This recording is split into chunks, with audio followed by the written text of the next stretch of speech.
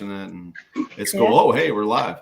We're just chatting backstage. We're live with Amanda Busick, Fox Sports motorsports reporter, and a whole lot more than that. She has, as I said, hi Amanda, how are you, AB? Hey. Long time friends. You, as I said in the tweet, previewing this fine program, you said, or I said, that you are someone, I don't know that of anyone that works harder bringing the sport to the fans. And look at this. She is at the airport. It looks like you're in an office, but you are at the airport because you just came off a trip. Like, you're the definition of a workhorse. Where are you and where did you just come from? Okay, I am sitting in the airport in Raleigh-Durham. I did not pack these poinsettias with me. They just happened to conveniently be nicely placed for our shot here. But I was, so I'm in Raleigh. I've spent the last couple days in Los Angeles helping out on some stuff with Motor Trends, which I can't wait to share. But that's what I've been up to and where I've been.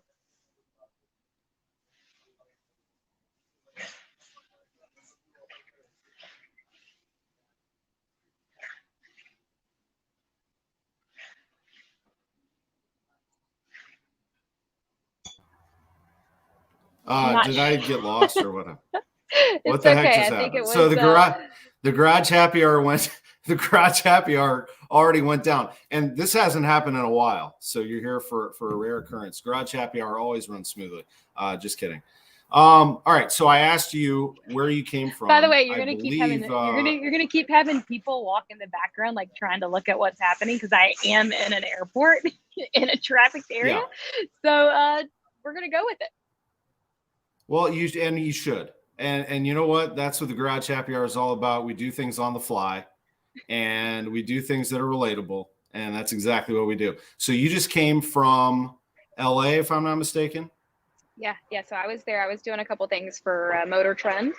I can't really share it at the moment, but it should come out soon. It's the end of year for them, and they do a lot of car reviews this time of year, so got to partake in one. And what I can share is so when you're ever curious on car commercials or these reviews or stuff that you see online and you're wondering who's driving the car, that was me this time.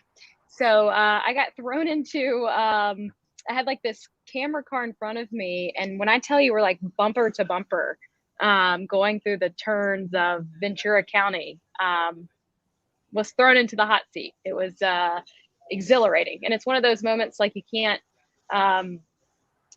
pretend scared, right? You just have to do it. So I'm sitting here, so we must have not wrecked a car, and we made it. So yeah, well, as far as we know, but you're here, and that's exciting. And I'm glad that you made it through that. But you have like a thrill for racing. So you're in North Carolina right now. That you're back home. You're home for the holidays. That's where you're from. That's where you learned your love for racing. You actually were around it growing up as a little kid, weren't you? Yeah, actually, I recently came across in the last year an article from my local newspaper in Greensboro, the News and Record. And there is an interview with me at 7 years old at a local dirt track. And the reporter is asking me what I love about it or what I'm up to. And it describes it as, and 7-year-old Amanda Busick with her fingers in her ear says, "It's loud." So here we are. I don't know if that was foreshadowing of what my life was going to go or do, but no, it's been a real treat. I crossed paths with you first when I was working in college sports, and then transitioned over. Next year will be my 7th year in NHRA. So wow. To see where we've come from and where I think the sport is at right now and where it's headed, it's very grateful for what I get to do now. It's really cool. Yeah, it's a heck of a run. You went from it's loud to the loudest sport there is, NHRA, for no question. Also, the first anchor of Curtis Francois' Wide Technology Raceway a decade ago when he took it over. It was the NHRA that came in and said, "We'll get in there and we'll do that." Well, we'll talk about the local track here in just a bit, and I know they're all watching and they're excited. But you know, I admire you diving into the sport because The sport needs more people. It needs voices. It needs young people. It needs diversity. It needs women. And, you're pushing very hard to spread not only NHRA, but you're involved in a number of different circuits. This is something I know you're very passionate about. I wanted to focus while we had some time on one of the projects that you're doing, which is a podcast about women in the sport. And I think not only that, but you're also giving women who cover the sport a voice. I just had Katie Wu, who covers the Cardinals for The Athletic, on this show a couple of weeks ago. She's great. She's in a male-dominated industry, but we're seeing more and more women are spreading the word about motorsports, about baseball, and all sports in between, Amanda. Yeah, no, it honestly kind of popped up. It was during COVID. We were working on, there was a group that I was involved in with Wasserman, which is an agency based here in Raleigh, but they're all over New York and Los Angeles, and they do a thing called The Collective, and it's a group of women across sports that were coming together and doing these virtual hours in connection. And I ended up inviting a girl that I work with, Karen Brown, out of Motor Trend, onto one of the collective meetups, and we kind of connected on, we should have this in motorsports. And for me, in my 20s, I did kind of come up in the sports world. Again, I was in the college sports side, and I definitely butted against circumstance and bad bosses and managers, and I also didn't have the best support from women that I worked around. And now in a position where I'm not the production assistant anymore, and I'm not the person that has that entry level job, I want to make sure the person that is in that production assistant role or in that entry level role never feels the way I felt. And I'm a strong believer that everyone has their own path. Everyone has, what's ahead of them and above them. And if in 15 years from now, the person that I'm mentoring now comes and takes my job, fantastic. And I think that they're, it's a collective and a community of people, and I want there to be that connection that we're kind of all in this together, and more of a support within each other as opposed to the angst against each other. And we've been blown away with how many women feel the exact same way as the other one does. So to be able to have that connection and talk about it in a raw setting and talk about it in a way that is progressive and moving forward and sometimes makes you uncomfortable. I think if it can help one person, then I feel like it's all worth it. Where can people find that? Anywhere on where podcasts are found, iTunes, etc.? Yes, it's all over. I always direct people to Apple because I'm an Apple user, but it's Women Shifting Gears. We just celebrated our 30th episode, and we've had anyone from racers to the head chief engineer for Cadillac, who's releasing their all-electric Lyric next year.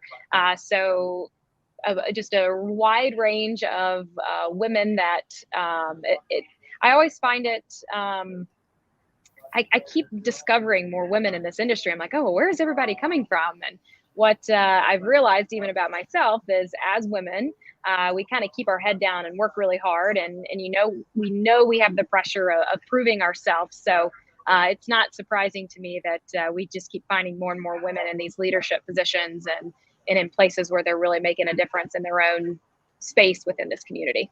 Yeah. And there's the info right there. And again, you're giving them a voice. So that's really what you're hearing is a lot of voices, and it's great. It really is great what you're doing.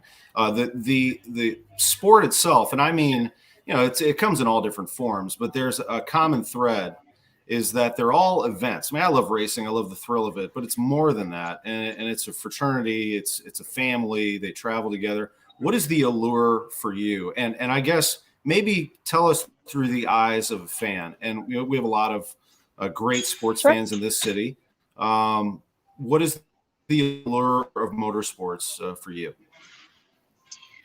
I mean, there's definitely the sports side of it and the competition and the edge of your seat entertainment. I mean, we have things that come down to checkered flags, sort of like, I know we share a mutual love for college basketball.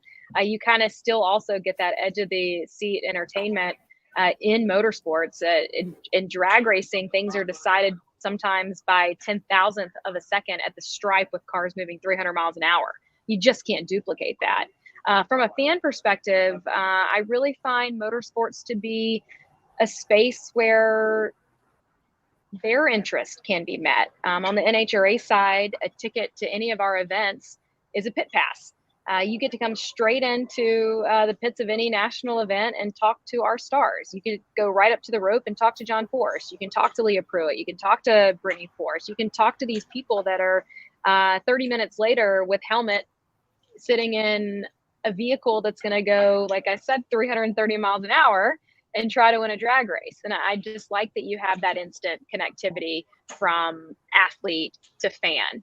And that's the same. I started doing sports cars this year and working for different brands. And I think it's all that kind of community of people that are sharing a same passion, but also have a connection that exceeds far than just the sport itself, but more on the community. Do you have how far out do you plan your schedule? I mean, you have take a little bit of time off, but do you have 22 figured out, or do you? Yeah. Okay.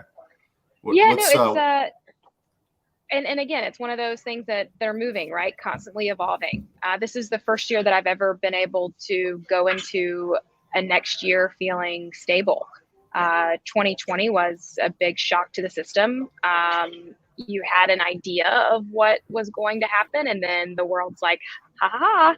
And, I was probably going to do around 26 events in 2020, and it ended up being, I probably did around 12 to 14 total. But there's also some positives that came out of that year. The balance of professional and personal life, which I know everyone in this industry struggles with. But that's the first time that I've already filled out my wall calendar. I have seriously a calendar from Staples that I have thumbtacked to the wall in my kitchen. It is not aesthetic at all, but it is efficient. And I look at that thing many times a day and try to get a grasp of what's to come. But I have filled it out for the upcoming year, and several stops through St. Louis coming up with the big year ahead at Wide Technology Raceway. But 2022 should be more of the same, and you always have an opportunity for things to change or add or evolve. What do you think about that? Wide Technology Raceway has really chugged along here. Curtis Francois literally saved it from scrap metal. I mean, they were going to toss this track to the side. He bought it. I mentioned NHRA was the first one to come in. He lands IndyCar. And we all know the big announcement that we just had in the fall. NASCAR Cup Series, finally. We got it. It's coming June 5th. It's the only facility in the world, AB, that has NHRA, IndyCar, and NASCAR. I mean, it's remarkable. What do you think about what he has done and what they have done here? Having known Curtis for it's probably been 5 years or so now, I'm not in the slightest bit surprised. And what I enjoy and love about the guys over there, and especially under Curtis's leadership, I enjoy that it's not even a win for Curtis, right? It's a win for St. Louis. And I think that's the way Curtis really looks at it. He's more excited for those fans that are going to be at Wide Technology Raceway on June 5th next year than probably he is for himself. And I know he's really excited for his staff, and having Chris Blair going to lead. I can't even imagine the fireworks show that's going to light up the skies over St. Louis on June 5th, but be ready for it. I'm not in the slightest bit surprised. I think Curtis has the trust of everyone in the industry. I think that if you know Curtis, you know that he's a person of integrity and character, and he set his mind to something and he accomplished it. He sure did. He's also accomplished something else. He is now the first person in the history of the Garage Happy Hour to appear 3 times, because he has been, I believe, listening and waiting backstage. Is that right? Do I have that right? Oh, Jim, I got to have it. Oh, my God. Liz, he's doing business. Look at him. He's doing business. You caught me right in the middle, guys. How about that? I caught you. You're probably surprise. You're probably closing some deal over there. I don't, who knows? Yeah. Well, how in the world did I get on with my two favorite people here? This is a treat, guys. What a surprise. What's going on? Great. I'm turning red over here. Yeah. Hey, Amanda. Hey, Good Curtis. to see your beautiful face. And Thank Tom, last time I was with you, we were having a little fun down at the MAC. We sure did. Congratulations on winning the Jack Buck Award for your great service to the community through sports. And on top of that, Curtis, a major award from NASCAR for your community service as well, a national award. I know you're very proud to receive that down in Nashville. Congrats. Well, thank you so much. Amanda's been a part of our team here and our friend and for a long time. And she, I think, recognizes more than anyone that that's a win for this group here. We have such a wonderful group of employees who believe in the mission, and you feel it, you see it, and to be recognized. Clearly, I was the figurehead there, but man, that's a win for our team. As they've been working so hard to really do great things in the community. We've got a heck of an opportunity, and I really think we've come a long way, but boy, we're just getting started as well. I know that. Amanda, he's got St. Louis's attention now, doesn't he? They have got something going here. Oh, without a doubt. That's why I said June 5th, watch the fireworks show that's going to happen over the skies of St. Louis. And I'm planning on being there, and I look forward to sharing that celebratory beer and pizza after the race. And what a congratulations, Curtis. It's really cool to see you guys pull it off. I know there's a lot that people don't see. They see the headline and the announcement and things come through, PR wires and things like that, but it really doesn't reflect the man hours and the labor and the putting the right pieces together that went for the last decade. So congratulations, Curtis. Well done. Oh, thank you, Amanda. Yeah, no, it's neat. And, you and I share so many wonderful friends, and I just feel like in addition to our staff here, it's a win for this great group.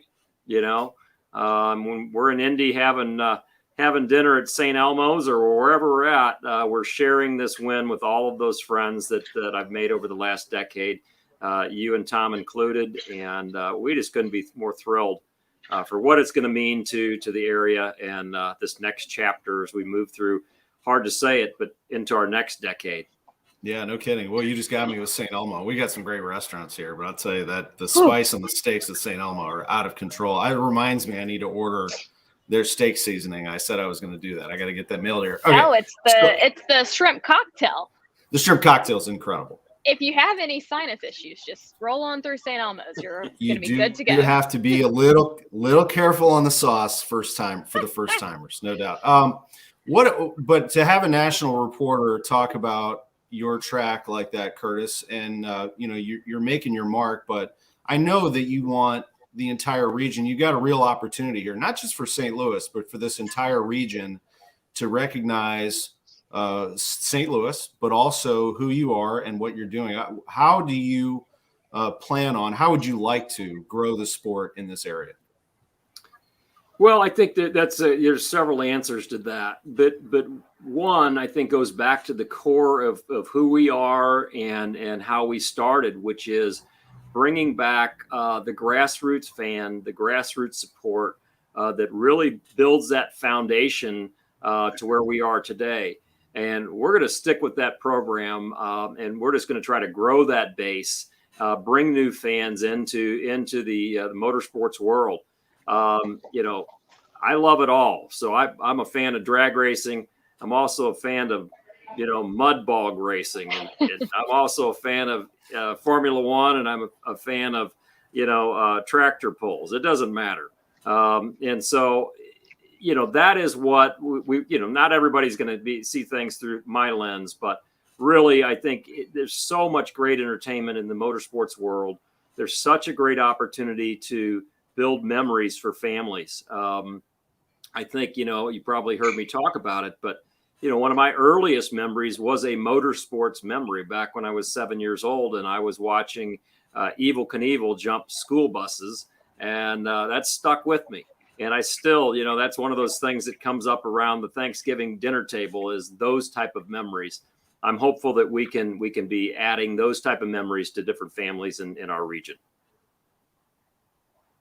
I think from my And as I perspective, told and you, having Curtis, when I grew up, yeah, go no, ahead. I was just going to say, you talk about the grassroots, how that's over how it's come about in St. Louis, especially at that facility. I came for the first IndyCar race, and the stands were full. And I think St. Louis loves St. Louis. I can't say that because I'm not originally from St. Louis, but I'll let you add on to it, Tom. But from an outsider looking in, St. Louis promotes St. Louis. And I really enjoy how people in that city come together and support their community. So I think that that's all going to be on showcase next year with the banner events at Wide Technology. Yeah, along those same lines, I was going to say, growing up with my dad going to Indy and then seeing the Indy cars as an adult in my city, brought back a lot of emotions. I got really teary-eyed first time I was at your track, Curtis, seeing it, and the last time, every time, that I see them go around the track. And I think that's part of it. And we want to share that with a lot of people. And Amanda, I'll toss it back to you because I know that, you've seen many of these facilities. So when they're at their best, and Curtis will be all ears here because he leans on you for that perspective. And when those places are at their best, what are they like? In a perfect world, how do we in St. Louis make it as great as we can make it? I think you're already hitting on it. It's you can just see in the care and the commitment that's put into the facility. You from the gates to the stands, every touch point with the visitor or the fan is thought about from that team. And again, these are all the things that you don't see behind the scenes that we know that are happening from seeing different facilities. The best part about St. Louis, especially from a drag racing standpoint, we normally get to be there in the fall, which makes for some crisp, great conditions where we see record-setting runs. So you can't duplicate that track to track. That just happens to be Mother Nature. But it's clear that Curtis, from his leadership down and the team, they think about all those things from walking into the gate to sitting and watching the entertainment. And Curtis, Amanda and I were talking earlier about the way that she has really given a voice to women in the sport, both those who cover it, those who watch it, and those who drive. And, on top of that, I will add that your relationship with Jackie Joyner-Kersee, I've known for years, but really hit me at the Jack Buck Awards last week. Her speech introducing you was incredible. And I feel like that relationship is incredible. Can you discuss that a little bit with us and for the audience that doesn't know about your relationship with Jackie Joyner-Kersee in East St. Louis? Sure. The best relationships are the ones that just are able to grow and flourish over time. And we also just have a common goal of seeing the community rise up. And once we realized we were on the same path, Jackie's pretty speedy, so I had to make sure that I was on my game to keep up with what she had in mind. And she realized that we were kindred spirits. I realized that, and what a great relationship it's become. I would count her as one of the inspirations in my life, as someone who has achieved such a high level of success, but remains so unbelievably humble and committed to her cause of changing the children's lives here in East St. Louis, authentically being there and on a bended knee, talking to the children and teaching them life lessons as well as providing for many needs. How can you not love that? And what a great example that she is for so many of us. So just really a wonderful opportunity that you couldn't have scripted it any better. It's just terrific. It is great. And Amanda, isn't that really part of sports in general, but also in motorsports, the relationships that you have? And there's so much more than the cars themselves, the stories that come out and continue to come out in this sport and how it changes people's lives. I think there's always the opportunity to inspire beyond ourselves. And that's the great thing about sport, motorsport. You can have one person in your life that believes in you and your entire path has changed. So hats off to Jackie Joyner-Kersee and what she's doing in East St. Louis, and to each of us on this call, and how we're living our life and how we're trying to expand that mission of making sure that role models are seen in communities and able to motivate and excite and support the next generation that's inevitably going to replace us and come behind us. So it's wonderful to be a part of. Well, let's see if they can outwork us. I mean, look at these two of the hardest working people in the sport that I see. I got one in his office. I got the other one at the airport because she's flying around the country covering motorsports. It's pretty awesome. Award-winning Amanda Busick, by the way, and Curtis Francois. Meanwhile, I'm sitting here in my garage drinking whiskey. I mean, what am I doing? But hey, before we go, Curtis, any update on tickets? How are they going? Anything that you can pass along? Any developments over at the racetrack with regard to NASCAR? Well, with regard to NASCAR, it's just been fabulous, the response. And so tickets went on sale to the public yesterday. And, it's just, I'm not going to say it's what I expected, but St. Louis is showing up. They always do for the big events. They're a big event city. And we've got something new for them to get behind and to support. And you can just feel the momentum growing. Again, St. Louis, I'm certainly a little biased, but one of the greatest sports towns, if not the best sports town in the United States. And I can say that with no chagrin. There is no doubt that is a lot of people's opinion. So, and I'm going to brag on Amanda just for a minute too. So Amanda has been the consummate professional behind the NHRA broadcast since day one when I've been involved. And I've seen Amanda do things and go places and roll up her sleeves and get involved in ways that make anyone proud in the broadcasting industry. And she just really sets her leadership role by example. And just does an absolutely wonderful job. And I'm just really honored to call her a friend and a colleague. Same here. And very well said, my friend. Well done. And to both of you, I wish you the very best. Merry Christmas to both of you. And thanks for doing this on this Thursday night, the live Garage Happy Hour. It's good to have you on. And I can't wait till June 5th. I know that the time's going to start flying here once you get past the holidays, Curtis, but I'm excited for it. And I know that we're all in and St. Louis is all in. Thank you, Tom. Fun to be with you. Amanda, great to see you. Merry Christmas to both y'all. Merry Christmas. And all of yours. And just have a great holiday season. AB, thanks a lot. Appreciate it very much. Thanks, guys. Thanks a lot. Thanks to Sam Masterson. Our sponsors, Bommarito Automotive Group. They're awesome. They sponsored all year long. And they have been amazing.